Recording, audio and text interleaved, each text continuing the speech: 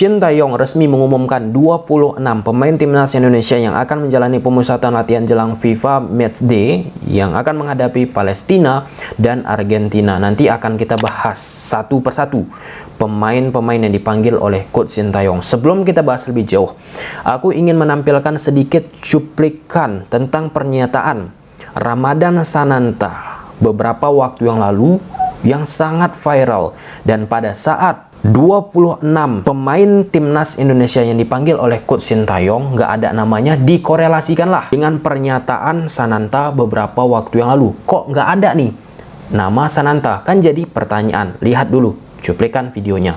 Shin Tae-yong resmi mengumumkan 26 pemain timnas Indonesia yang akan menghadapi pemusatan latihan jelang FIFA Matchday menghadapi Palestina dan Argentina. Ini nama-nama pemain yang dipanggil. Dari sekian nama pemain yang dipanggil, nggak ada nama Ramadan Sananta. Menariknya, beberapa waktu yang lalu Ramadan Sananta bilang gini. Mohon doanya tanggal 19 saya melakukan FIFA Matchday melawan Argentina di Jakarta. Ada kualifikasi AFC di Indonesia. Terus saya tanggal 1 berangkat ke Qatar, Doha untuk melakukan AFC Asian Cup untuk melawan. Tentang Ramadan Sananta akan menjadi salah satu topik bahasan kita. Oke, kita bahas dulu nama pemain yang dipanggil oleh Coach Shin Tae-yong. Yang pertama ada Edo Febriansah, Mark Klok, Ricky Kambuaya, Rahmat Irianto. 4 pemain ini berasal dari Persib Bandung. Edo musim ini bergabung ke Persib Bandung. Dari 4 pemain yang dipanggil dari pemain Persib Bandung tersebut, 1 pemain yang banyak menjadi sorotan. Kenapa menjadi sorotan? Karena di Liga nggak begitu menampilkan penampilan yang impresif. Nah, normalnya pelatih kepala bagaimana melihat kemampuan pemain tersebut kan dari Liga. Nah, 1 nama tersebut yaitu Ricky Kambuaya. Kebetulan aku cukup intens melakukan analisis permainan Persib Bandung, menonton pertandingan Persib Bandung. Ya, memang Ricky Kambuaya untuk musim kemarin, khususnya pada saat lagi dilatih oleh Luis Mia, permainan Ricky Kambuaya tidak menunjukkan penampilan yang harusnya biasanya ia tunjukkan. Tentang kenapa dipanggil oleh Coach Shin Tae-yong Ricky Kambuaya ini, kembali ya teman-teman, setiap pelatih itu pasti punya pemikiran-pemikiran yang berbeda. Ya, it's okay. Kemudian ada dari pemain PSM Makassar, Reza Arya Pratama, Yakob Sayuri, Yance Sayuri. Ini 3 pemain dipanggil.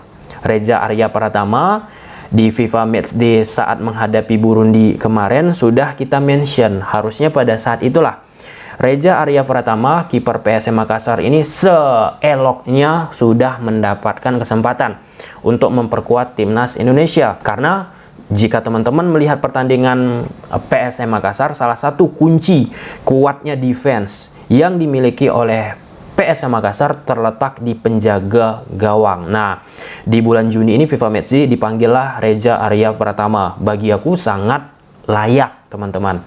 Kemudian Yakob Sayuri, Yance Sayuri ini layak dipanggil, dan apa yang dia sumbangkan untuk PSM Makassar sangat-sangat berarti.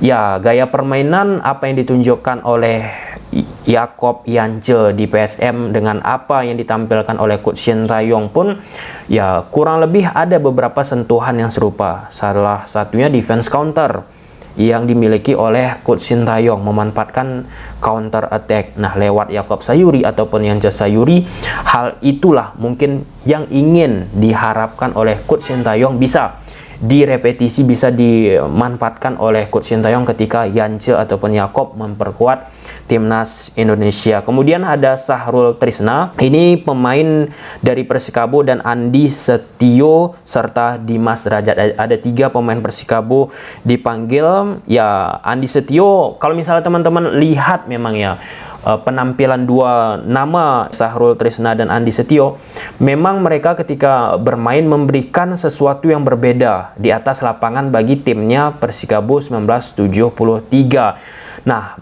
karena Persikabo 1973 secara hasil nggak menunjukkan hasil yang prima, menjadi sorotan juga kenapa mereka ini dipanggil. Tetapi kalau kita bicara individu satu persatu pemain seperti Syahrul ataupun Andistio, mereka ini cukup prominent lah ya untuk berada di level timnas. Ya ada perdebatan kenapa dipanggil. Ya ini pemikiran kembali ke pelatih. Aku hanya memberikan pemikiran aku yang tentunya dari pengalaman yang aku miliki, teman-teman. Kemudian Dimas Derajat, ya Dimas Derajat sebelum mengalami cedera, teman-teman, Dimas Derajat menjadi pemain inti dari Coach Sintayong di lini depan. Itu case close ya pada saat menghadapi Curaçao. Kita lihat betapa luar biasanya Dimas Derajat udah mendapat kepercayaan, itu yang paling penting. Kemudian pemain Persija menyumbang 2 pemain, Witan Sulaiman dan Rizky Ridho. Pertanyaan besar muncul lagi untuk Witan Sulaiman.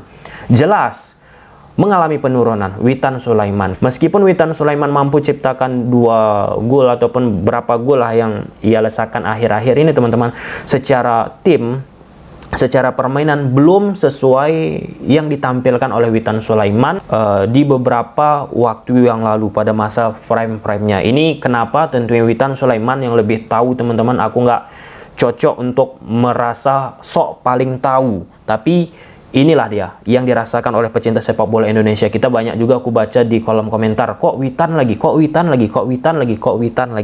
Kemudian Rizky Ridho cocok bagi aku, teman-teman, mempunyai jiwa leadership meskipun ada beberapa error passing yang ia lakukan yang harusnya nggak dilakukan untuk selevel pemain timnas Indonesia.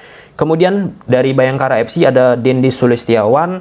Ya ada yang compare, kenapa nggak Sananta aja daripada Dendi. Nah, Dendi ini pun serupa. Di awal-awal sebelum Sananta itu prime, seperti di situasi sekarang bagusnya Sananta, teman-teman, Dendi Sulistiawan ini seperti apa yang dirasakan oleh Dimas Derajat, udah mendapat kepercayaan. Nah, kalau pelatih, teman-teman, kalau misalnya teman-teman lihatlah, mungkin yang nonton video ini ada yang udah tahapnya profesional, kalau udah mendapat kepercayaan pemain tersebut dari pelatih, itu yakinlah akan diberi terus kesempatan. Tapi garis bawahi, pemain tersebut memang memberikan kontribusi yang bagus di atas lapangan. Dimas Derajat, Dendi Sulistiawan ketika dimainkan oleh Sintayong sebelum masa prime-nya Sananta saat ini, teman-teman, mereka ya bisa membuktikan hal tersebut. Karakter ya, teman-teman, 2 pemain tersebut karakternya permainan dari Coach Sintayong memang, Dendi sama Dimas Derajat.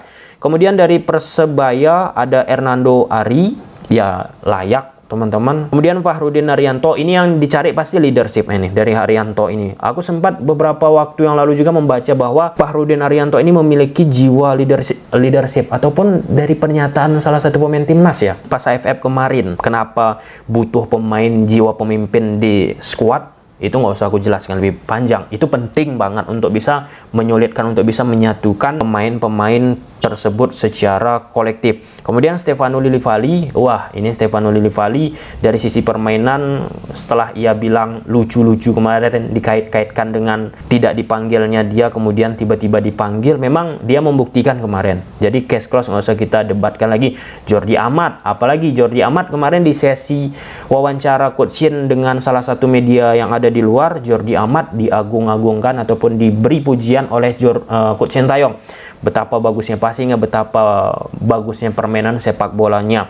Kemudian Sadil Ramdhani di luar pun dia jadi pemain oke. Pratama Arhan ya tetap dipanggil oleh Coach Sintayong, langganan lah ya. Asnawi langganan, nggak usah kita bahas berulang kali. Sandy Walsh ini debutnya kemungkinan berpotensi terjadi, teman-teman.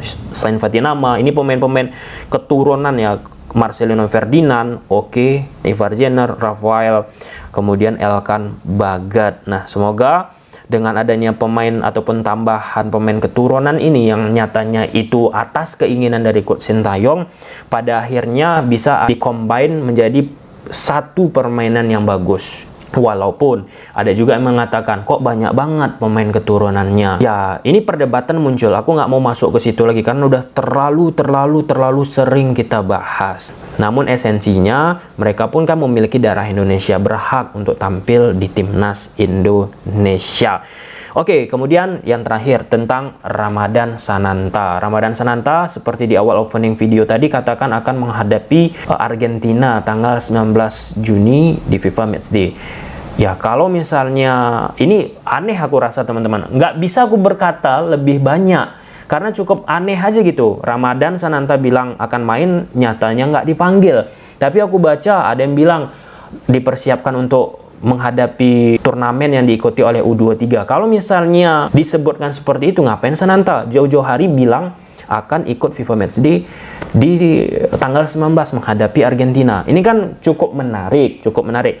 Tapi kalau misalnya bagi aku teman-teman, step by step lah bagi Ramadan Sananta. Memang sekarang ini Dendi Sulistyawan, kemudian Dimas Derajat teman-teman, ya memang lagi oke-okenya lah dia. Ada kesempatan, ada saatnya nanti aku yakin bagi Ramadan Sananta. Itu yang pertama. Yang kedua, ini tentunya menjadi kesempatan terus bagi Ramadan Sananta. Jangan berkecil hati untuk menunjukkan penampilan yang konsisten terus-menerus biar mendapat perhatian, kepercayaan. Ya, mentalnya pasti udah kuat Ramadan Sananta teman-teman. Ya, kita lihatlah nanti bagaimana hasil yang dipanggil oleh Coach Sintayong ini, dan tentu ini udah menjadi salah satu skuad terbaik lah yang dimiliki oleh Coach Sintayong. Terlepas mungkin ada beberapa pemain yang mungkin diperdebatkan kenapa nggak dipanggil ini, kenapa nggak dipanggil itu, mending panggil ini, mending panggil itu. Itu template yang sering kita jumpain pada saat Coach Sintayong ataupun pelatih Indra Sapri atau siapalah yang menjadi pelatih Timnas Indonesia pada saat mengumumkan pemain-pemain yang mereka panggil. Oke, semoga bermanfaat. Bye.